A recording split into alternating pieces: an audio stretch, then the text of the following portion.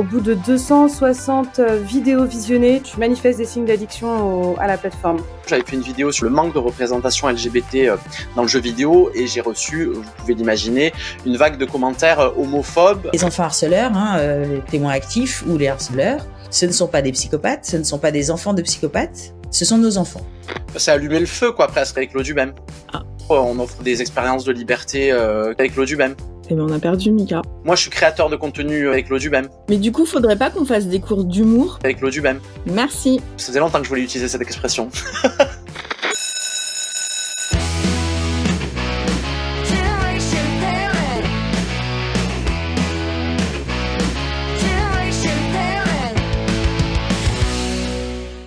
Bonjour à tous et bienvenue dans Génération Parents, le podcast qui décrypte l'éducation du XXIe siècle. Je suis Solane Boquillon-Le Guaziou, fondatrice de Soft Kids et autrice du livre Préparez vos enfants au monde de demain. Chaque semaine, je vous propose de se retrouver avec mes invités autour des questions d'éducation et de parentalité du XXIe siècle. Alors, cette semaine, en co-invité permanent, j'ai Sophie Pons, que nous accueillons pour la première fois. C'est une pro des médias, elle est cofondatrice du magazine Chute. Mika, notre Jedi du gaming, game designer et expert de la diversité et de l'inclusion dans les jeux vidéo. Et enfin, notre invité spécial du jour, c'est Emmanuel Piquet, thérapeute spécialiste de la souffrance en milieu scolaire. Alors, au sommaire, cette semaine, nous allons avoir 3 grands sujets. Le premier, c'est l'actualité. Nous allons parler de TikTok. Ensuite, le débat de la semaine. Est-ce que nos enfants vivent dans un monde parallèle au nôtre? Et enfin, nous aurons nos rubriques au secours et qu'est-ce qu'ils disent. Allez, c'est parti. On démarre avec l'actualité du jour. Alors, il y a quelques semaines, nous avions déjà vu que TikTok faisait face à beaucoup de poursuites en justice aux États-Unis. Et je ne sais pas si c'est l'effet de la semaine de lutte contre le harcèlement scolaire la semaine dernière, mais il y a 7 familles françaises qui ont annoncé assigner TikTok en justice en France après des suicides d'adolescentes. En effet, que ce soit aux États-Unis ou en France, le réseau social est accusé d'être en partie responsable de la dégradation de la santé mentale et physique d'au moins 7 adolescentes et son algorithme et sa politique de modération sont remis en cause. Les familles ont donc annoncé qu'elles se portaient partie civile devant le tribunal de Créteil et les plaignants en fait nous disent que l'algorithme de TikTok pousse un certain nombre de jeunes à utiliser et à consommer des contenus qui les rendent encore plus déprimés, dépressifs qu'ils ne le sont. Sophie, Mika, Emmanuel, et déjà, est-ce que vous avez entendu parler de cette actualité? Est-ce que vous êtes surpris? Pas surpris? Est-ce que c'est quelque chose que vous avez vous aussi constaté? Alors Emmanuel, je sais pas si dans ton cabinet il y a des enfants qui utilisent TikTok et qui ont ces problèmes-là. Alors, il y a aucun enfant qui n'utilise pas TikTok dans mon cabinet, en gros, pour être clair. Enfin, enfant, adolescent, préadolescent en tout cas. Et je suis assez d'accord pour dire que vraiment les réseaux, en tout cas une certaine forme de réseau, peuvent amplifier ce phénomène. En fait, on est sur un continuum. Si on parle, voilà, par exemple de la déprime d'un adolescent, pour prendre quelque chose d'assez simple. Donc, il est triste, et puis ensuite il est déprimé, puis ensuite il est dépressif, et cette dépression peut aller très loin. Moi, ce que je pense, c'est que l'algorithme de certains réseaux, en effet, peut amplifier ce malaise et donc pousser vers le continuum, vers quelque chose de dramatique. Mais je pense que c'est vraiment une erreur de considérer que c'est le gros coupable. Enfin, je trouve que c'est un peu facile, en vrai. Notamment de la part des services publics, je trouve, de mettre en comme dans une forme de diabolisation les réseaux, en disant en fait c'est eux les coupables. Je trouve que c'est tellement simple, et en plus je trouve que ça donne lieu à des solutions qui me semblent extrêmement simplistes en fait.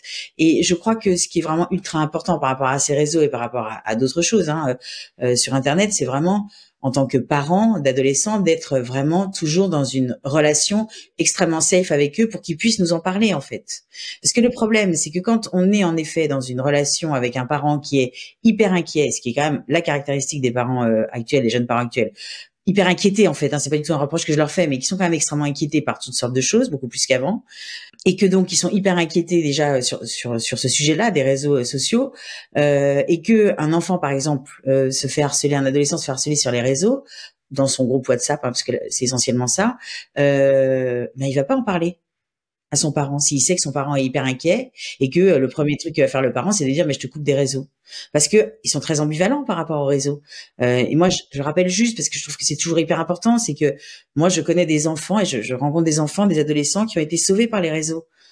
Si on pense en effet à des adolescents par exemple transgenres qui ont été complètement virés de leur famille, ils ont été sauvés par des forums, par ce qui se passe sur les réseaux. Donc je trouve qu'il faut pas être trop caricaturaux en fait dans le fait de considérer qu'ils sont les grands coupables de ça. Je ne dis pas qu'ils n'y contribuent pas, mais je pense que c'est un effet amplificateur.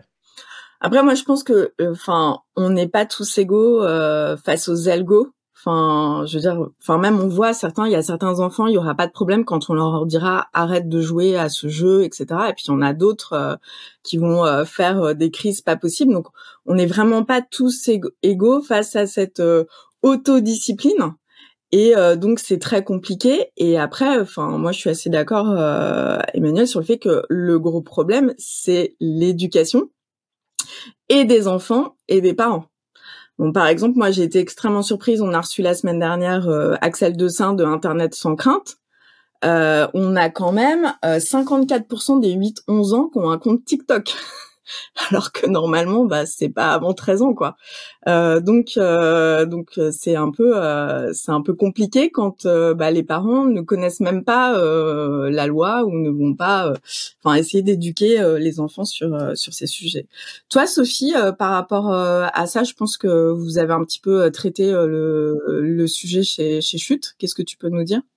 Ouais, justement pour relever ce que tu disais là sur l'éducation des parents, juste une petite parenthèse par rapport à ça. Moi dernièrement dans des ateliers d'éducation numérique qu'on donne dans les collèges, j'ai découvert qu'il y avait des jeunes qui étaient sur Instagram parce que c'était le seul moyen pour les parents de communiquer avec leurs enfants, parce qu'ils leur mettent pas de carte SIM et donc ils communiquent via Instagram. Donc tu as des jeunes de sixième qui se retrouvent avec Instagram simplement pour communiquer avec leurs parents à la base. Donc c'est même une initiative de la part des parents.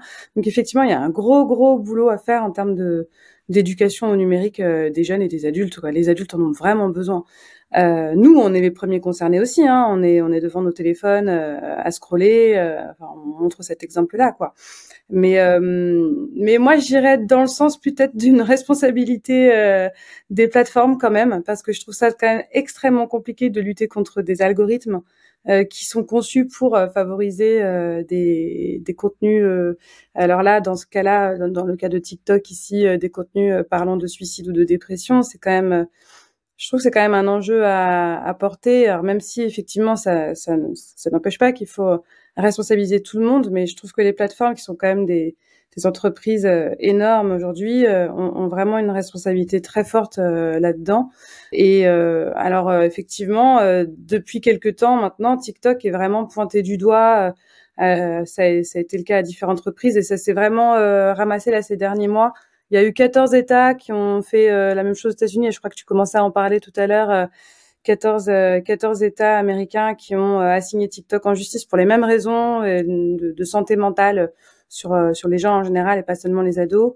Il y a l'OMS qui a pointé dernièrement un problème d'addiction. Alors le terme est toujours un peu problématique, mais de 11% de jeunes qui manifestent des signes d'addiction aux réseaux sociaux, selon un baromètre qui s'appelle le social media. Sur TikTok, il paraît qu'il faut y avoir été 620 fois pour commencer à être addictif. Et exact. Alors ça, c'est super intéressant. J'ai aussi vu dernièrement là qu'il y a eu des documents qui ont été auxquels a eu accès la radio publique du Kentucky.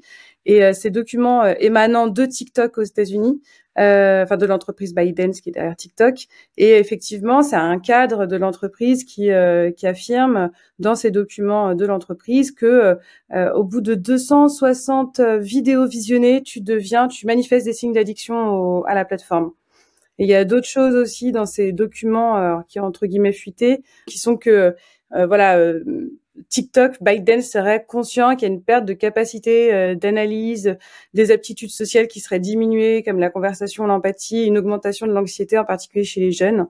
Et donc tout ça, c'est des documents de TikTok, de l'entreprise mère, et voilà, qui questionne de la même manière qu'à une époque, on a eu aussi Frances Haugen, la lanceuse d'alerte, qui a parlé de l'effet d'Instagram sur les jeunes filles, sur leur estime d'elles-mêmes, avec tous les stéréotypes de genre qui circulent et le cyberharcèlement sexiste et sexuel. Donc, après, les plateformes sont conscientes de l'effet qu'elles peuvent provoquer, des effets négatifs qu'elles peuvent provoquer sur les jeunes. Mais après, en fait, est-ce que c'est aux plateformes d'éduquer? Et moi, par exemple, il y a pas longtemps, je disais, il faudrait peut-être, quand on s'enregistre, je sais pas, avoir une mini formation de 10-15 minutes pour expliquer comment fonctionne l'algorithme, le menu, etc. Parce que par exemple, moi, je suis pas sur TikTok, mais j'ai entendu parler qu'il y avait un super trend sur la lecture, comment bien lire, choisir ses livres, etc. Donc peut-être quelque chose à faire là-dessus aussi, hein. Il y a des choses absolument géniales. Justement, dernièrement, on discutait avec le créateur de contenu Serial Thinker, qui fait des contenus de philo sur TikTok, qui sont super bien faits, qui donnent vraiment envie. Et lui, il est devenu ambassadeur de apprendre avec TikTok, du hashtag apprendre avec TikTok. Et c'est un tas de contenus comme ça, pour apprendre un tas de choses. Et ça, alors TikTok justement essaye de maintenant le mettre plus en avant. Il y a aussi le hashtag BookTok. Ils utilisent un petit peu tout ça pour essayer de redorer un peu leur image qui est ternie dernièrement par ces différents rapports qui pointent les problèmes sur la santé mentale, quoi. Enfin, c'est aussi à nous à essayer de déjouer l'algorithme, et en allant régulièrement voir ces hashtags, on va transformer l'algorithme, etc. Mais faut le savoir quand même. Donc ça, effectivement, il faut de l'éducation numérique qui doit émaner, je pense aussi bien de l'éducation nationale que des plateformes, en fait, de différentes instances. Et il faut qu'on ait cette éducation numérique. Si on l'a pas, on passe complètement à côté. Et toi, Mika, t'es sur TikTok, sur le hashtag GeekTok. Il y a un hashtag GeekTok? Alors, je sais pas s'il y a un hashtag GeekTok, mais moi je suis beaucoup sur TikTok. Déjà, je vais rebondir sur un petit problème de surdité. Tout à l'heure, j'ai cru que tu avais dit on est tous égaux face à l'algo, et t'as dit aux ados, et j'ai compris algo, mais en fait, je trouvais ça hyper intéressant, parce que ce qui va générer le contenu et les propos des contenus qu'on regarde sur TikTok, c'est l'algo. Donc, effectivement, sur un jeune ou une jeune qui regarde des trucs un petit peu déprimants, très rapidement, va se retrouver dans une boucle de contenu sur cette thématique-là. Pareil pour n'importe quel. Moi, je regarde beaucoup de trucs, de films d'horreur et tout. J'ai tout le temps des conseils de films d'horreur, tout ça. Donc après, là où je suis un petit peu content, c'est qu'on lâche la grappe aux jeux vidéo. C'est plus tous les maux de la terre sont pas attribués aux jeux vidéo, mais en fait c'est exactement la même réflexion. Ça dépend les types de jeux vidéo, ça dépend l'éducation aux jeux vidéo qu'on donne derrière. Effectivement, il y a des jeux vidéo avec des contenus qui sont pas éthiques, qui sont pas ouf, et à contrario, il y a des très très bons jeux vidéo qui vont sensibiliser à beaucoup de sujets, qui vont développer l'empathie ou des choses comme ça. On a parlé la dernière fois. Moi, je suis créateur de contenu TikTok. Alors j'ai 700 abonnés, je crois, hein. Je suis pas prêt d'être rémunéré par TikTok, mais je fais moi par exemple des vidéos instructives. Les vidéos que tu vois passer sur Instagram, à la base c'est mes vidéos TikTok que je diffuse aussi sur Instagram, mais c'est des vidéos éducatives sur le jeu vidéo, sur le game design, sur la diversité, sur le handicap. Après, effectivement, côté modération, j'avais fait une vidéo sur le manque de représentation LGBT dans le jeu vidéo, et j'ai reçu, vous pouvez l'imaginer, une vague de commentaires homophobes. TikTok a pas trop réagi, donc moi j'ai fait appel à SOS homophobie, qui a un petit peu réagi, mais effectivement j'ai quand même été surpris de la vague de haine que j'ai reçue. Bizarrement, c'est aussi la vidéo qui a le mieux marché. Je crois que je suis à 13 000 vues, donc on va dire que c'est un mal pour un bien, mais on peut pas tout mettre sur le dos de TikTok, on peut pas tout mettre sur le dos des jeux vidéo, comme on a pu mettre sur le dos des films d'horreur et du cinéma. Voilà, il y a aussi des bonnes choses. Moi, je suis addict, alors je vais pas être objectif sur TikTok. Moi, j'aime beaucoup avec mon TDAH, c'est des vidéos courtes. J'ai du contenu qui m'intéresse parce que l'algorithme a compris ce que j'aimais. Alors des fois, il part un peu en vrille, il m'envoie des vidéos, enfin il montre des vidéos qui sont pas forcément des trucs que j'aime, mais voilà, c'est un algorithme un petit peu intelligent. Donc effectivement, je pense qu'il faut pas jeter bébé avec l'eau du bain. Ça faisait longtemps que je voulais utiliser cette expression. Eh ben écoute, ça va être pour clôturer cette première partie, ce sera une bonne conclusion. Donc on va suivre cette actualité de près et on va voir comment ça se passe pour TikTok en France suite à ça. Allez, maintenant on va passer à notre invité. Donc je vais présenter Emmanuelle Piquet. Donc Emmanuelle, tu es une thérapeute française spécialiste de la thérapie brève stratégique selon l'école de Palo Alto. Tu vas nous expliquer peut-être vite fait ce que c'est, mais moi c'est une école que j'aime beaucoup parce que c'est aussi l'école qui a commencé à parler des soft skills, des compétences psychosociales. Donc je pense que là-dessus on se rejoint pas mal. Et donc tu es considérée dans toute l'Europe francophone comme une spécialiste de cette école et tu as publié 10 ouvrages qui font référence sur ces sujets-là. J'ai découvert qu'on avait un point commun. Tu étais directrice des ressources humaines durant 15 ans. Et oui. Mais oui, ouais. Mais oui. Moi aussi. Moi, pendant aussi dans mes bras camarades. Dans mes bras camarades. Voilà. Donc, une ancienne DRH, mais enfin voilà, l'humain, toujours. Et donc en 2008, tu débutes ton exercice de thérapeute en cabinet, tu es vite rejoint par une équipe et tu crées les centres 180 degrés chagrin scolaire à Lyon, Mâcon, Paris et Lille. Et dans ces centres, on exerce uniquement selon l'école de Palo Alto, on accueille les adultes, les couples et les enfants sur des problématiques de toutes sortes autour des relations douloureuses avec les autres et avec soi-même. Et donc tu es devenue une des figures sur les plateaux francophones pour expliquer un peu comment lutter contre le harcèlement scolaire. Tu as écrit beaucoup de livres sur le sujet, Te laisse pas faire, Je me défends du harcèlement, le harcèlement en 100 questions et le dernier qui est sorti la semaine dernière, Manuel de survie face aux harceleurs. Et c'est vrai que c'est hyper intéressant quand on t'écoute et quand on regarde parce que tu vas changer la posture en fait des enfants.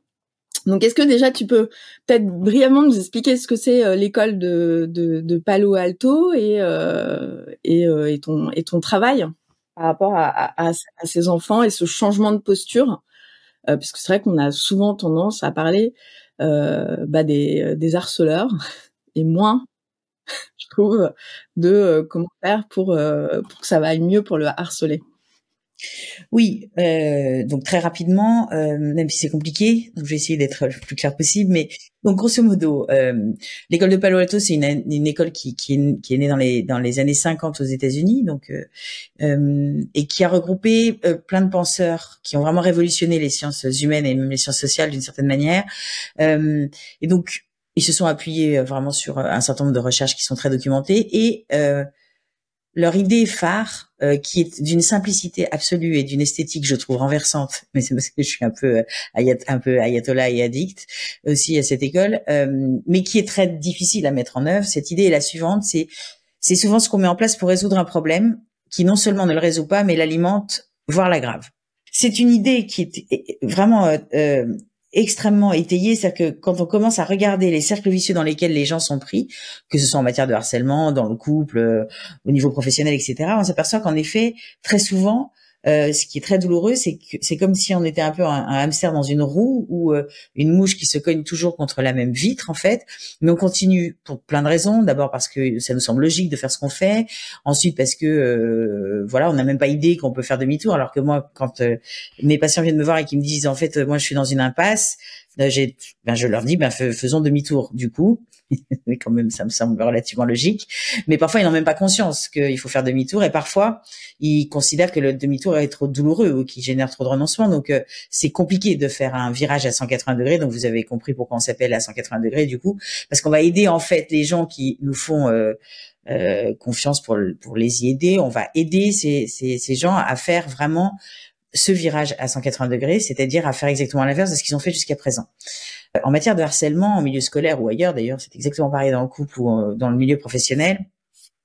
C'est assez monotone ce que font les gens. Alors, ce que font à la fois l'entourage des enfants harcelés, des adolescents harcelés, que ce soit l'entourage familial ou l'entourage scolaire, et puis ce que font les enfants harcelés, ils n'ont pas beaucoup de choses à leur disposition. Donc, ce qu'ils font souvent, c'est qu'ils font comme s'ils n'entendaient pas, ou alors ils se recroquevillent un peu plus. Certains explosent, hein, donc c'est un peu différent. Mais en tout cas, à chaque fois, il y a une espèce de déséquilibre, ce qu'on appelle dans l'école de Palo Alto une schismogenèse, donc une escalade complémentaire entre un enfant ou un adolescent de plus en plus en position haute, en position de puissance, en position d'emprise, et puis un enfant de plus en plus recroquevillé, de plus en plus en position basse. C'est ça, en fait, la mécanique du harcèlement, en milieu scolaire, je le redis, ou ailleurs.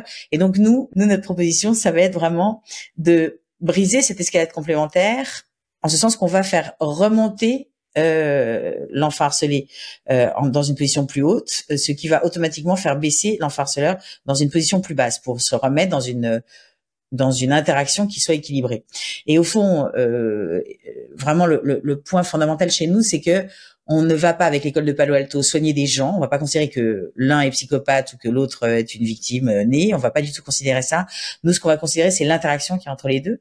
Et Václavic, qui est un des penseurs absolument géniaux de cette école, disait « On ne soigne pas des gens, on soigne des relations ». Raqueter, quoi. C'est-à-dire... Il voulait ses affaires. Parce que nous, on veut les mêmes. C'est sûr que si moi je serais du côté des zonards, je verrais un petit bourgeois en train de porter des affaires à 3000 balles, des chaussures à 2000 balles. C'est sûr que ça me donnerait envie d'aller lui prendre, justement. Moi, le débat que j'avais envie d'avoir avec toi, c'est justement sur la relation des jeunes. Et donc, moi, j'ai l'impression que nos enfants vont vivre maintenant dans un monde parallèle au nôtre et que leurs relations sont totalement différentes, notamment avec les technologies, les réseaux sociaux. Ils semblent évoluer dans des univers distincts et parallèles, le jeu vidéo, que ce soit aller sur les messageries. On a tous de cette image, on passe devant un collège ou un lycée, et en fait, ils sont tous assis sur un banc, mais ils parlent pas entre eux, ils sont tous sur leurs écrans. Et donc, moi, je me pose la question de est-ce que le relationnel, la communication aussi, moi, je dis souvent à mes enfants, mais communiquer, il y a un émetteur, un récepteur, vous ne vous parlez pas. Est-ce que ça a changé? Est-ce que ce serait pas ça qui amène peut-être aussi à plus de violence parce que on ne sait plus interagir les uns avec les autres? Moi, je crois qu'ils interagissent très bien, hein. Oui. Simplement, ils n'interagissent pas comme nous interagissons et comme nous interagissons.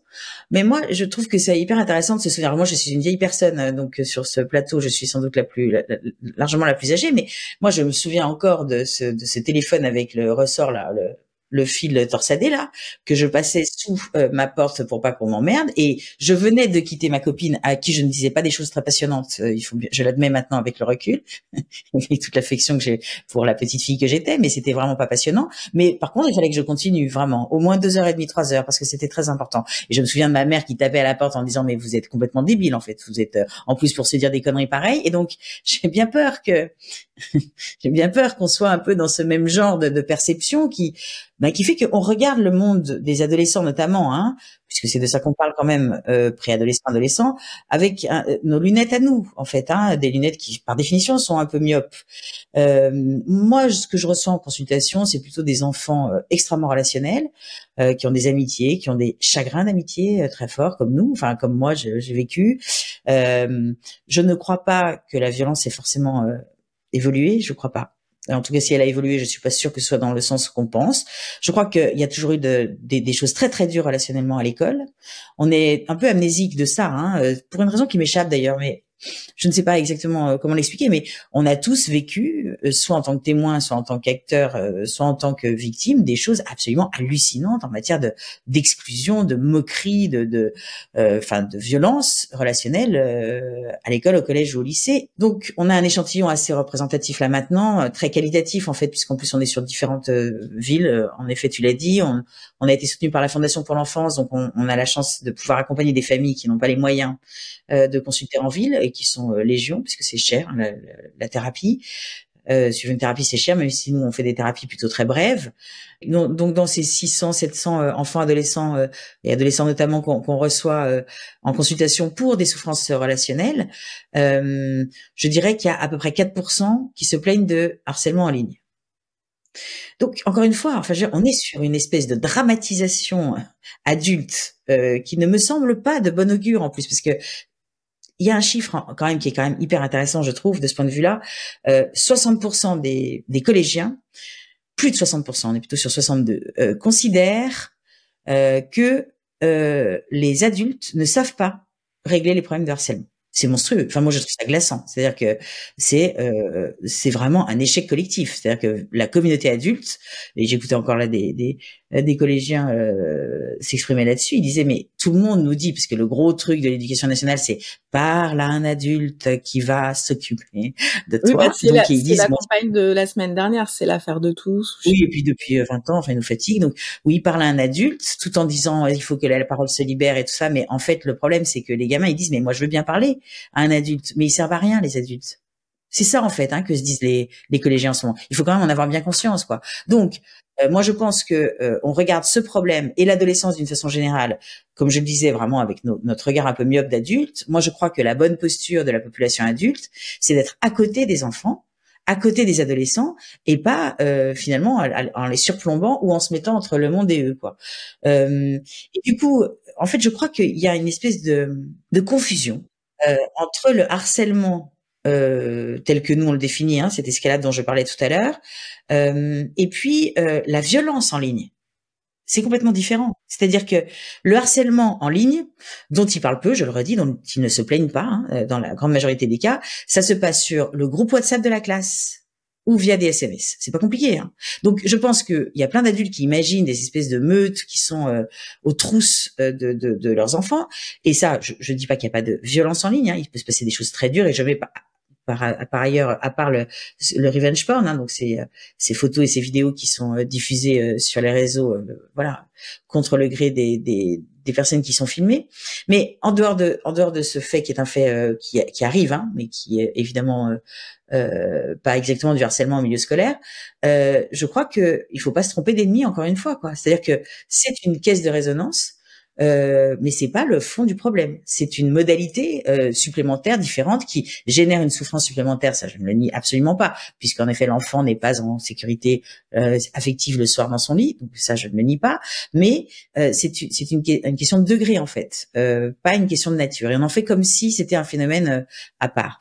Donc moi, je trouve que, en tout cas, moi, les adolescents que je reçois ne ressemble pas au portrait qu'en font certains essayistes depuis 5-10 ans, là, en les traitant de crétins digitaux, en les traitant je sais pas, de gens qui ont perdu le sens de réalité. Moi, c'est pas ce que je reçois. Je reçois des ados, des enfants plutôt très sympas, qui en effet ne communiquent pas comme nous, parce qu'ils ont cette modalité supplémentaire. Et ce que je constate également, c'est qu'ils sont beaucoup plus méfiants que nous, en fait.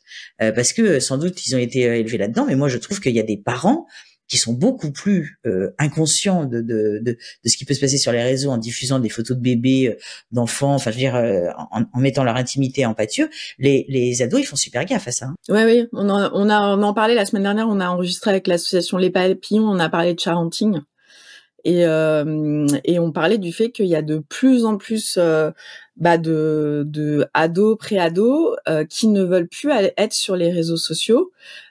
qui veulent s'assurer que les soirées ne seront pas filmées, qu'on ne retrouvera pas qu'on a été à tel ou tel endroit sur Instagram, etc. Donc il y a, je pense qu'il y a un retour des choses. Mais non, mais c'est très intéressant ce que tu dis, Emmanuel, et de remettre un peu les choses en perspective. C'est vrai que je pense qu'on est complètement biaisé. Moi, la semaine dernière, donc j'ai fait un post LinkedIn sur le harcèlement scolaire, comme je fais je fais toujours un post sur l'actualité de la semaine. J'ai eu, je sais pas, 30% des commentaires. C'était on n'a qu'à interdire les réseaux sociaux comme en Australie. Et donc à chaque fois, je répondais oui, je ne pense pas que ce soit la solution. Et de toute façon, on voit bien que le départ du harcèlement, il est pas sur les réseaux sociaux, il est en réel, en classe, dans la cour, à la cantine, etc. Mais il y a un petit peu, comme tu le disais au début, en fait, il faut qu'on trouve un coupable. Et donc là, aujourd'hui, on a eu cette période où le coupable, c'était les écrans. Donc là, maintenant, le coupable, c'est un petit peu plus les réseaux sociaux. Mais on est toujours dans cette chose qui, moi, me désespère en France, cette politique du numéro vert où on fait pas de la prévention, de l'éducation, et où on n'essaye pas de prendre de la hauteur sur les sujets pour un peu mieux comprendre comment est-ce que chaque génération fonctionne. Et c'est vrai que nous aussi, dans la cour de récré, moi quand j'étais petite, il y avait toujours des problèmes, quoi. Après, est-ce que c'est cette amplification parce que on en parle plus, et donc comme on en parle plus, on a l'impression qu'il y en a plus? Je ne sais pas. En parlant de monde parallèle, forcément le jeu vidéo, je suis obligé d'en parler. Effectivement, je pense que le jeu vidéo, c'est pas un monde parallèle, c'est plus une extension de la vie réelle, en fait. Comme je le dis, le jeu vidéo, c'est un reflet pixelisé de notre société, avec des fois un petit effet grossissant, mais avec ses défauts et ses qualités. Donc dans les jeux vidéo, on offre des expériences de liberté qui sont uniques, et ça amplifie aussi les mêmes normes et les mêmes défis. Et sur le sujet de la communication, je pense effectivement que c'est des modes de communication qui sont différents, mais même sur le rapport aux jeux vidéo, ça a énormément évolué. J'ai eu mon beau-frère une fois là qui avait 17 ans à l'époque, qui est venu chez nous. Donc moi, vous imaginez bien que j'ai plein de jeux vidéo, des consoles à gogo et tout ça. Et en fait, il passait son temps à regarder des youtubeurs ou des twitchers jouer aux jeux vidéo. Et j'étais là et j'ai vu là l'écart générationnel, même si je suis quand même encore assez jeune. Je dis mais t'as plein de jeux devant toi, pourquoi tu joues pas plutôt que de regarder des gens qui jouent? Et j'ai déjà senti que c'était une autre génération. Après aussi, on a remarqué que beaucoup de jeunes qu'on va considérer comme introvertis ou peu sociables, en fait, ont toute une autre vie en ligne et vont s'épanouir. C'est juste que ils ont peut-être plus de mal à créer du lien dans le réel, mais par contre dans le jeu vidéo, sur notamment les jeux en ligne, vont avoir toute une communauté. Je crois que j'avais entendu parler d'une histoire d'un jeune homme qui était décédé. Je crois que c'était un jeune homme qui était assez isolé socialement et tout ça. Et en fait, ses parents ont découvert qu'il avait toute une vie. Je crois que c'était sur World of Warcraft où il était leader de sa communauté et qu'il avait énormément d'amis en ligne qui sont venus lui rendre hommage, je crois, lors des obsèques et tout. Et en fait, les parents ont halluciné en fait de cette vie numérique, virtuelle qu'il avait dans le jeu vidéo. Et souvent, le jeu vidéo, c'est une échappatoire pour des personnes qui sont un petit peu isolées ou introverties. Donc encore une fois, faut pas diaboliser, je pense, les réseaux sociaux et les jeux vidéo sur ce sujet-là. Ouais, je suis d'accord. Et tu le sais bien, Solène, chez Chute, on est dans une posture, dans un positionnement mesuré concernant tout ce qui est numérique, mais je peux pas m'empêcher quand même de vous parler un peu des réseaux sociaux et de l'impact qu'ils ont dans nos vies. Et quand même, il y a des spécificités. En fait, le cyberharcèlement scolaire, il a les spécificités du harcèlement en tant que prolongement du harcèlement à l'école. Et donc, les solutions sont à chercher évidemment dans la cour de récré. Et tout ce que vous avez dit, Emmanuel, je trouve ça super pertinent. Je pense vraiment que ça commence par là, quoi. Après, il y a quand même aussi des spécificités propres aux réseaux sociaux et au cyberharcèlement. Et donc, vous l'avez dit aussi, tout ce qui est cyberviolence. Et je trouve ça intéressant quand même de les avoir en tête. Parce que ça amplifie, c'est un facteur aggravant du harcèlement. Et c'est pas pour rien peut-être qu'actuellement, effectivement, on préconise d'aller sur les réseaux sociaux plus tard, parce qu'il y a actuellement des enfants qui sont sur les réseaux sociaux dès la CM1, CM2, sur Twitter, enfin X, sur d'autres, hyper tôt. X, ouais. Alors ça, c'est un truc qui nous a beaucoup surpris dernièrement dans nos ateliers, justement, encore une fois. Et on a des jeunes, et puis les parents ne savent pas. Enfin, il n'y a pas forcément de contrôle, voilà, d'informations à ce sujet. Et donc, il faut quand même s'interroger un petit peu sur ce qui se passe sur les réseaux sociaux et de la façon dont ça amplifie les phénomènes. Et moi, il y a quelque chose que je trouve intéressant. Justement, je voulais vous poser la question, Emmanuel, sur les réseaux sociaux et le phénomène du pseudonymat. On peut, voilà, être masqué quelque part et pouvoir. Est-ce qu'il y a une forme de désinhibition à pouvoir dire, faire, commenter en utilisant les pires mots qui soient, etc. Est-ce que ça participe un peu au plaisir que peut ressentir l'agresseur, ou parce que vous parlez de ça, du plaisir qu'a l'agresseur, cet effet de pouvoir, alors à la fois du pseudonyme et du fait de recevoir des notifications, donc la gratification qu'on peut ressentir, et l'effet de popularité qui est décuplé aussi, parce que on va pouvoir toucher bien plus massivement beaucoup plus de monde. Alors, et peut-être sans rentrer dans justement ces termes qui font un peu peur de raid numérique ou d'effet de meute. Enfin, est-ce qu'il y a quand même pas cette notion de plaisir qui est décuplée, qui donne encore plus envie donc à l'agresseur de venir agresser sur les réseaux sociaux aussi, en fait? Ce que je crois surtout, c'est que ça permet de le faire en se sentant beaucoup moins honteux, en fait, honteux au sens où on pourrait nous découvrir, pas honteux par rapport à soi-même, on est bien d'accord. Donc ça, c'est clair que ça joue. Maintenant, quand je dis qu'en effet le carburant du harcèlement c'est le plaisir, et je redis, je parle vraiment de harcèlement, je parle pas de violence. Je crois qu'il faut vraiment en fait, je trouve que la métaphore qui est utile sans doute pour cette distinction, c'est la différence. Il y a vraiment une différence, par exemple, entre le harcèlement en milieu scolaire, disons voilà, in real life, et le harcèlement de rue. Vous voyez ce que je veux dire?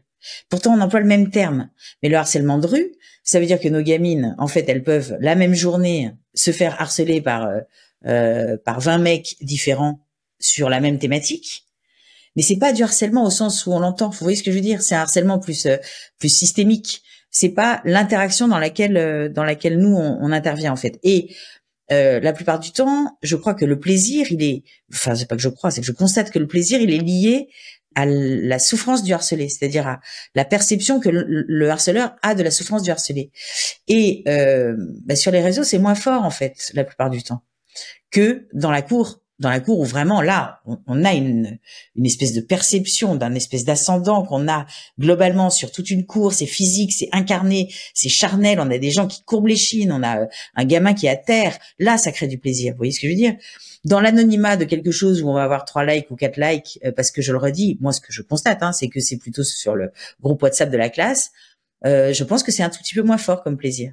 Ça n'empêche pas qu'il y a vraiment des gamines qui, à un moment donné, parce qu'elles vont publier un contenu, vont se faire mais vraiment massacrer par plein de débiles. On est d'accord, qui sont hyper misogynes ou hyper sexistes. Mais pour moi, c'est pas le même phénomène. Vous voyez ce que je veux dire? Donc, il faudrait distinguer aussi tout ce qui est harcèlement scolaire d'une part, et d'autre part tout ce qui est harcèlement sexiste et sexuel. Qui a lieu vraiment spécifiquement sur les réseaux sociaux. Ça me fait penser en fait à cette histoire vraiment glauque, enfin très très dure, excusez-moi, mais d'une jeune fille qui était poignardée et brûlée vive par son petit copain de l'époque qui s'appelait Shaina à Creil, et ça avait commencé sur Snapchat, cette histoire.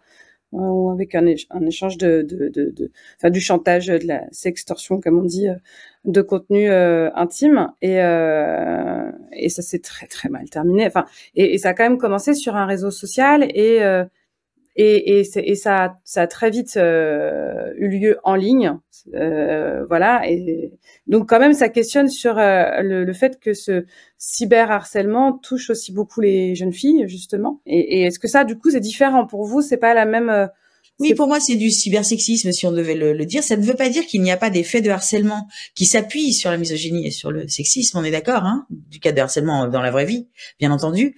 Mais je trouve que tout comme le revenge porn, par exemple, qui fait partie pour moi du même champ, en fait, d'une certaine manière, qui est très genré. Le revenge porn, c'est toujours pratiquement des garçons qui diffusent, pardon, Michael, mais c'est souvent des garçons qui diffusent des photos ou des vidéos voilà, intimes de leur ex-partenaire parce qu'ils sont très vexés de ne pas avoir été gardés comme partenaire. C'est souvent comme ça que ça se passe. Pour moi, on n'est pas dans une mécanique de harcèlement scolaire. On est dans une mécanique de harcèlement sexiste et dans un champ qui est celui de la relation amoureuse entre guillemets, quoi. Vous voyez ce que je veux dire? Et je pense que si on amalgame tout, on n'est pas suffisamment fin dans la façon de procéder pour remédier à ça, quoi.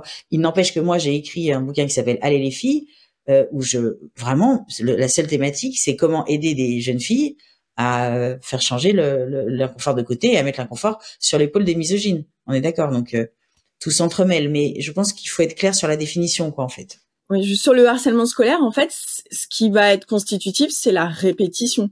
C'est ça, c'est la répétition, et c'est aussi, enfin, bon, les chercheurs pour l'instant disent qu'il y a trois critères, en fait, la répétitivité, en effet, tout à fait, ça c'est vraiment très important, mais répétitivité par une même personne, enfin, je veux dire, dans un même environnement, pas dans la rue, vous voyez ce que je veux dire, pas forcément sur les réseaux, mais une répétitivité dans un environnement donné.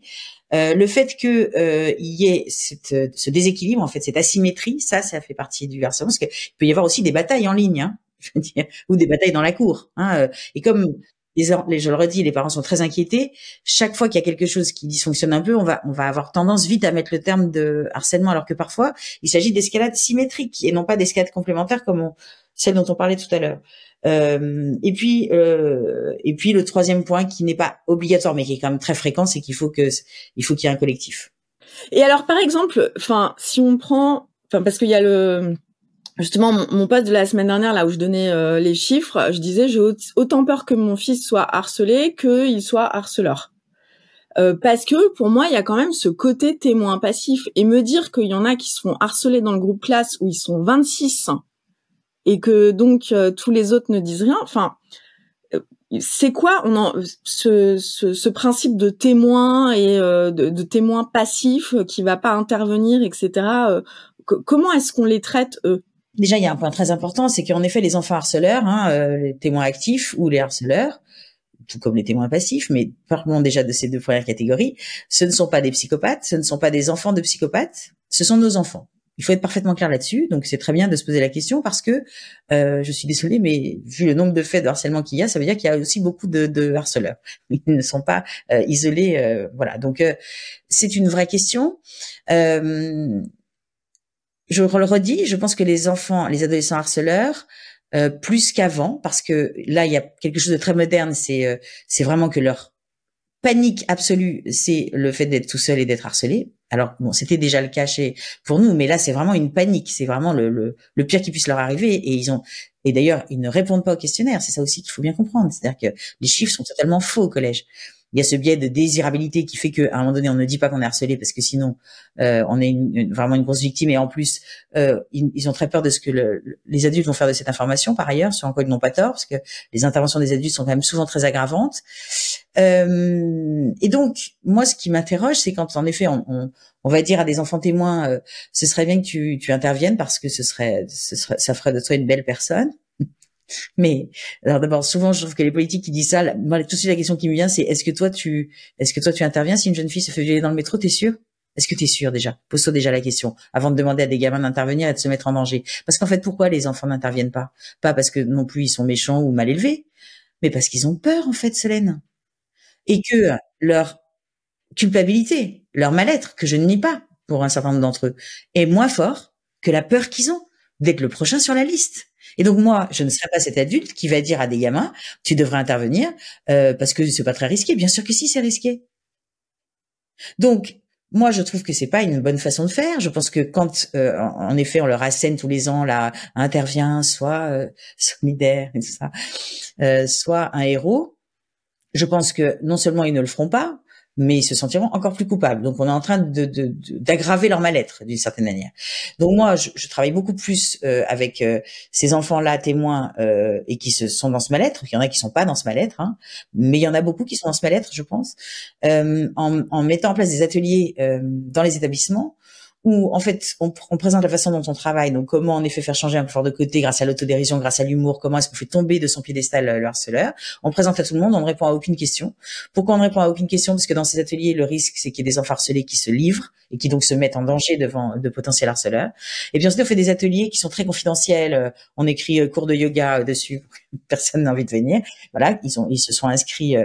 Et là, les enfants qui se sentent mal à l'aise et voilà et qui ont envie d'aider les enfants harcelés peuvent être conviés si l'enfant harcelé le décide. C'est-à-dire que chaque enfant harcelé peut dire je voudrais venir avec un tel pour que là il puisse les aider à réfléchir à des stratégies pour en effet créer de l'inconfort à celui qui harcèle. Parce que le plus efficace, c'est le pair à pair, c'est ça? C'est le fait de... C'est surtout que on les met pas en danger, en fait, en faisant ça. C'est-à-dire qu'ils vont aider l'enfant harcelé, tu vois, Sophie, à élaborer une stratégie qui va changer la relation que le harcelé a avec le harceleur. Il l'aide, mais il se met pas en danger, en fait. Mais du coup, faudrait pas qu'on fasse des cours d'humour plutôt que des cours d'empathie? Ah mais si, mais alors ça, moi je suis absolument d'accord avec toi, bien sûr, les cours d'empathie, mais je trouve ça juste dingue. En plus, je trouve ça extrêmement méprisant vis-à-vis des enseignants, en gros, à qui on dit, comme jusqu'à présent, vous n'avez parlé que de violence et d'agressivité à vos élèves, car vous êtes pathétiques. Merci maintenant de leur parler d'empathie. Mais je veux dire, les enseignants, ils parlent d'empathie depuis toujours à leurs élèves. Évidemment, ils passent leur temps à dire, non, on ne fait pas ça. Enfin, bien sûr, ils sont en permanence en train de leur dire ça. Donc, déjà, j'ai trouvé ça très méprisant. Et puis, en plus, je trouve que c'est une injonction paradoxale. C'est ça que je ne crois pas qu'on puisse ressentir de l'empathie sur demande, en fait. C'est quelque chose d'intime, l'empathie. Je disais la semaine dernière, j'étais interviewée et je disais l'empathie ne se décrète pas. Hein. C'est pas, tout le monde va faire de l'empathie et on va tous devenir empathiques. Hein. Très bien, bon, et ben maintenant on va passer à la rubrique au secours. Donc question de parents, mon fils ne semble pas avoir d'amis du tout à l'école. Comment est-ce que je peux savoir s'il est victime d'harcèlement et comment je peux réagir sans empirer la situation? Et donc là, je mets une question sur la question. Comment est-ce qu'on fait en tant que parent pour se dire non mais là j'en fais pas trop quoi? Eh bien, je pense que la seule personne qui peut dire ça, c'est l'enfant harcelé lui-même, en fait. Mais ça revient à ce qu'on disait avant, c'est-à-dire que je pense que, encore une fois, donc ça c'est très important et vraiment il faut que les parents l'entendent, les adolescents harcelés, les enfants harcelés, ils n'en parlent pas à leurs parents, dans une majorité de cas, hein, ça il faut le savoir, pour deux raisons. La première, c'est qu'ils ne veulent pas inquiéter des parents déjà très inquiétés, comme je le disais au préalable, donc ils disent ça va faire partir maman de façon absolument horrible. Elle va être super mal, et papa, et puis ils vont être super malheureux. Et puis la deuxième raison pour laquelle ils n'en parlent pas, c'est qu'ils ont peur de ce que vous allez faire pour faire cesser ça, d'accord? Donc ils ont peur, par exemple, pour certains, que on aille voir les enfants eux-mêmes qui font ça, parce que ça vraiment c'est quelque chose on ne se rend pas compte à quel point ça les met mal à l'aise en fait. Hein. C'est-à-dire quand une maman ou un papa va voir un autre enfant en disant tu arrêtes maintenant de t'en prendre à ma fille parce que sinon ça va mal aller, ils ne se rendent pas compte à quel point ça les fragilise. Je veux dire, c'est comme s'ils mettaient un post-it sur le front en écrivant vas-y, fais-toi plaisir, sans ma mère je ne suis rien, ce qui n'est pas exactement quelque chose de très adéquat pour renforcer leur puissance quoi. Ils n'ont pas forcément envie qu'on aille en parler au CPE, ils n'ont pas forcément envie d'un certain nombre de choses parce qu'ils se disent et je suis désolée mais ils sont plus compétents que nous. Ça, c'est qu'il faut quand même l'admettre, puisque la plupart du temps, les enfants victimes de harcèlement, ils sont très observateurs, très fins, ils sont aux aguets en permanence, donc je veux dire, ils voient des choses qu'on voit pas. Et encore une fois, c'est encore un sujet qu'on regarde avec nos lunettes d'adulte, donc on est très très myope. Et donc, ils ont hyper peur de ça parce qu'ils ont peur que ça soit encore plus dur pour eux derrière. Donc c'est les deux raisons pour lesquelles ils n'en parlent pas. Donc, si dans son cœur de maman inquiète, dans son cœur de papa inquiet, on a la sensation que potentiellement son enfant est soit maltraité, soit isolé, hein, qui est une nouvelle forme, je trouve, de souffrance qui vraiment prend beaucoup de place en ce moment. Et d'ailleurs, je te coupe, mais il paraît que les filles, c'est beaucoup plus l'isolation. Est-ce qu'il y a ce stéréotype de genre? J'avais lu que les filles, souvent, elles étaient isolées, t'es plus ma copine, alors que les garçons, c'était plus les moqueries. Je sais pas. Oui, alors. Les filles, ce qu'elles font beaucoup, c'est qu'elles prennent et qu'elles jettent, elles reprennent, elles jettent, elles reprennent. Elles font beaucoup ça, en fait. Les garçons sont plus dans une espèce d'intimidation qui s'appuie un peu sur la force physique.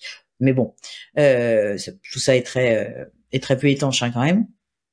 Donc, si dans son cœur de papa, de maman, on se dit, j'ai la sensation, moi, que c'est difficile pour lui avec les autres en ce moment, alors je pense que ce qui est très intéressant à dire à son enfant, c'est de lui dire, ou à son adolescent, j'ai l'impression que c'est dur pour toi en ce moment. Je comprends que tu ne m'en parles pas, parce que nous, les adultes, on fait des choses très étranges à certains moments, donc je comprends, surtout si on a déjà fait des conneries, hein, donc je comprends que tu ne m'en parles pas. Sache que si tu m'en parles, je ne ferai rien avec lequel tu ne seras pas strictement d'accord. Alors, ça a l'air vraiment d'une simplicité sans nom, sauf que c'est absolument pas ce qui se passe. C'est-à-dire que on ne fait pas du tout confiance aux enfants harcelés aujourd'hui en France. C'est-à-dire qu'on considère qu'ils n'ont pas de compétences, qu'ils sont faibles par nature, qu'ils le resteront tout le temps. Enfin, je ne sais pas exactement quelle vision on a d'eux, mais on ne les écoute jamais lorsqu'ils disent je ne veux pas qu'on fasse ça. On pense à leur place, en fait. Et donc, très clairement, chaque fois qu'un parent fait ça, l'enfant est plus apte à lui dire s'il lui fait confiance, hein, parce que si derrière c'est pour pas tenir l'engagement, là vraiment vous perdez complètement sa confiance. Crédibilité, ouais. Mais là alors il peut dire des choses qu'on n'a pas envie d'entendre du tout, parce que je veux dire, franchement, pour un parent, et peut-être on l'a pas assez dit, c'est une douleur animale que de savoir que son enfant n'est pas aimé, hein, qu'il est isolé, qu'il est maltraité, etc. C'est affreux. Et donc il faut le dire, en fait. Je crois qu'il faut le dire, c'est-à-dire qu'il faut dire à son enfant, je suis ultra triste de ce qui t'arrive, chérie, je trouve ça horrible. En plus, je ne comprends pas comment il ne voit pas la personne magnifique que tu es. Je ne comprends pas cet aveuglement qui les caractérise. Je suis tellement désolée pour toi. Voilà, et de faire un câlin et de dire après, on discute ensemble de ce qu'on peut faire, mais je ne t'imposerai rien. Enfin, moi, j'ai eu la discussion là avec un papa en sortie d'école qui me disait oui, il y a un tel qui a tapé mon fils. Je vais aller le voir tout de suite. Et je lui disais non, mais fais pas ça. Enfin, dis-lui d'aller voir lui-même l'enfant pour lui dire. Enfin, je crois que l'enfant lui avait craché dessus, un truc comme ça. Ce n'est pas acceptable que tu me craches dessus. Mais je lui dis mais ils vont régler ça tout seuls. Mais le père était parti mais très très vite dans les tours, quoi. C'est normal, hein. C'est normal. Mm-hmm. Est-ce que c'est parce que j'ai envie de poser plein de questions, je suis désolée. Mais pour est-ce que aujourd'hui il y a plus de harcèlement, ou en tout cas on a l'impression qu'il y en a plus parce que les parents sont plus inquiets et donc transmettent cette peur et créent des enfants vulnérables quelque part parce qu'ils anticipent les problèmes de harcèlement qu'il peut y avoir dès qu'il y a, je sais pas, un enfant qui a quelque chose d'un peu différent, tout de suite les parents sont plus. Enfin, et est-ce qu'on est dans une société aujourd'hui où les parents sont plus inquiets parce que voilà, les parents hélicoptères, on est très, on est dans les squares, on est juste à côté des enfants, on les lâche plus. Enfin, voilà. Est-ce qu'il y a de ça qui joue aujourd'hui?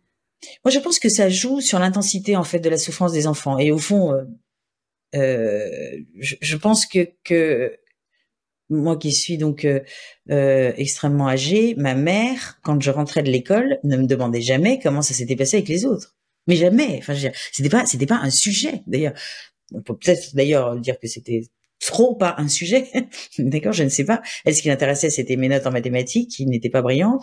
Donc ça donnait d'autres tensions, une tension en place. Mais aujourd'hui, moi, je me retrouve plein de fois, parce que moi je reçois toujours les parents en première séance parce que je veux qu'on travaille ensemble. Je ne veux pas qu'on fasse des choses qui soient à l'opposé les unes des autres. Donc c'est hyper important pour moi que ce soit mes co-thérapeutes dans les problématiques de harcèlement. Et donc je les vois en première séance pour la plupart du temps leur demander d'arrêter de faire un certain nombre de choses et de faire très différemment, puisque ce sera à 180 degrés si vous m'avez suivi. Et des fois, le simple fait de dire à des parents, je vais vous demander juste dans un premier temps déjà de ne plus du tout lui poser la question de comment ça s'est passé avec les autres, avec qui t'as mangé à la cantine, est-ce que l'autre t'a encore embêté, est-ce que ça va mieux. Donc d'arrêter ça juste, et d'attendre qu'il vous en parle ou pas. Donc et s'il vous en parle, de faire ce qu'on vient de dire, hein, c'est-à-dire de lui dire c'est horrible chérie, et de lui faire un câlin, et de voir un peu comment ça évolue.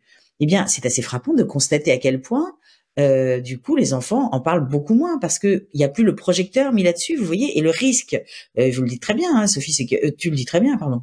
C'est que en mettant le projecteur comme ça, on va les essentialiser comme étant des victimes, et au fond chez lesquelles ne nous intéresse au fond que cette souffrance-là. Donc ça la fait grossir de facto.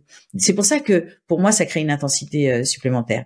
Par ailleurs, je crois que ça crée aussi quelque chose de très compliqué pour les équipes éducatives, c'est que les parents sont au taquet. Enfin, je veux dire, dès qu'il y a, mais c'est encore une fois pas un reproche que je leur fais, mais En face, on a des équipes éducatives qui ne sont pas formées. Je veux dire, il faut le redire quand même ça, parce que on leur met tout sur le dos à certains moments, mais je veux dire, ils ne sont pas formés. Ils sont formés, voilà, vaguement à quelque chose qui, de mon point de vue, en plus, n'est pas très efficace, d'après les chiffres. Hein, c'est pas moi qui le dis, mais voilà. Et donc, enfin, ça crée quand même quelque chose de très délétère comme climat autour de ce sujet. Et le troisième point, je trouve, c'est que du coup, ça fait que les collégiens n'en parlent plus du tout. Enfin, c'est ce que je vous disais. Le chiffre dont je vous parlais des 60% de collégiens, c'est issu d'une thèse qui est parue au PUF, qui s'appelle à l'école des mauvaises réputations, de Margot Déage, qui met en exergue ce chiffre. C'est quand même c'est fascinant. C'est-à-dire que je pense qu'on en parle encore moins qu'avant, alors que ils nous expliquent tous que la parole s'est libérée. Moi, elle s'est libérée chez les adultes,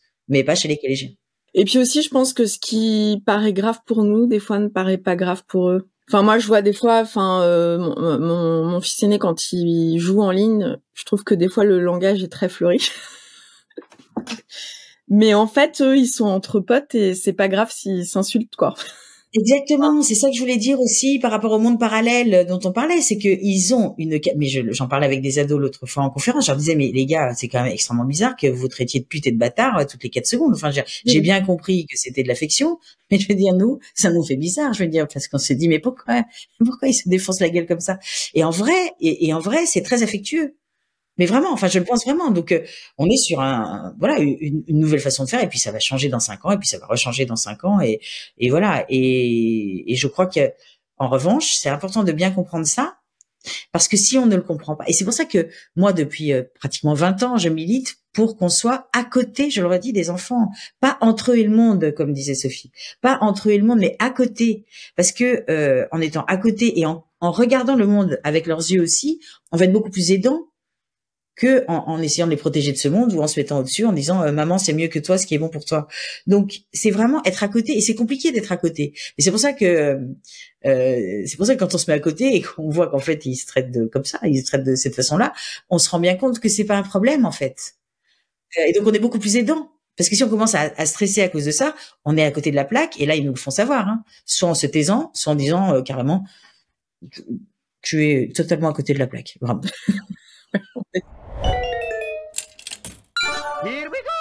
Bon, allez, pour être un peu moins has-been, on passe à la dernière rubrique, la rubrique mais qu'est-ce qu'ils disent, où en fait on va parler un petit peu des mots. Là, cette semaine, j'ai été chercher des mots évidemment liés un petit peu au harcèlement. Alors, c'est vrai que toutes les semaines, en fait, on a énormément de mots qui viennent des Anglais. Donc, je sais pas si toutes ces terminologies, est-ce que nos enfants parlent de plus en plus de manière anglophone, etc. Mais bon, dans le registre et la sémantique du harcèlement, mis à part harceler, harceleur, harcèlement, le reste c'est beaucoup plus de l'anglais. Et donc je vais vous donner des mots et vous allez me dire quelle est la définition que vous en avez. Alors, si je vous parle de bashing, c'est insulter, se moquer, tout ça, non? De se faire bâcher, parce que du coup ça a été un peu francisé, mais ouais. Ouais, c'est un peu se faire bâcher, se faire casser, quoi. Donc c'est le dénigrement, c'est se défouler en critiquant, en insultant et en colportant des rumeurs et des mensonges sur quelqu'un. Le bullying, c'est pareil, non? Ouais.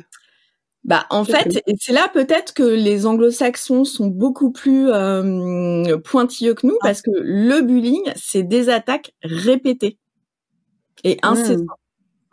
Alors que nous, oui, d'ailleurs, on dit être bully maintenant en français aussi. Ouais. Et donc, c'est l'attaque répétée et incessante. Donc, c'est là où ils sont, je pense, peut-être plus précis que nous. Le doxing. C'est le fait de dévoiler des données. C'est ça, les données personnelles? Bon. Il s'agit de révéler des informations personnelles sur les autres. Le fleming. Avoir la flemme. C'est quoi? Vous savez pas? Non. C'est une agression qui vise à générer des propos explosifs sur les autres. Et donc, dont le ton est volontairement insultant. Pour créer un conflit. Donc c'est vraiment, on a l'intention de créer un conflit. C'est allumer le feu, quoi, presque. C'est ça. Le haters. Ah oui, les haters, il y en a quelques-uns sur quoi, X. Ouais. quelqu'un qui Mais d'ailleurs, passe pour son revenir à temps X, il y a énormément de contenu pornographique. Bah oui, X. parce que ça a été déclassifié. Ouais, donc gros warning, ouais, pour les parents sur X, parce qu'il y a vraiment du contenu pornographique accessible hyper facilement, ouais. Et le blocage sur X a été revu et maintenant c'est un blocage partiel. On ne peut plus bloquer complètement des contenus, enfin quelqu'un, et on continue de voir le contenu. Il peut plus interagir avec nous, mais on continue de voir le contenu. Donc, non, ça va pas. Thank you, Elon. Clairement. Voilà. C'est là où il y a le plus. C'est le réseau qui est connu pour ses haters. Hein. Et donc un dernier pour la route, le mobbing. C'est du harcèlement. Et ben c'est typiquement le harcèlement dans un groupe.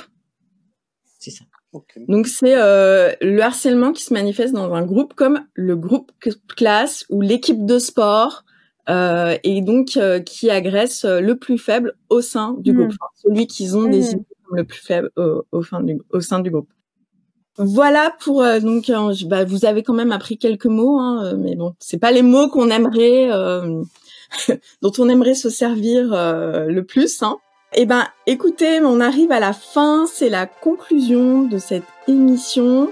Merci à nos invités, Sophie, Mika, un énorme merci Emmanuel de nous avoir un petit peu décrypté tout ça et d'avoir un petit peu cassé nos biais inconscients et les stéréotypes qu'on peut avoir sur le harcèlement. N'oubliez pas de vous abonner, de nous laisser un commentaire et à la semaine prochaine pour un nouvel épisode. Merci. Nous espérons que cette discussion vous a donné des pistes pour accompagner vos enfants face aux défis du XXIe siècle. Un grand merci à nos invités. N'oubliez pas de vous abonner à notre chaîne YouTube ou de laisser des commentaires sur vos applications de podcast. Et enfin, je vous dis à la semaine prochaine pour un épisode plein de nouvelles idées pour décoder l'éducation du XXIe siècle. Merci.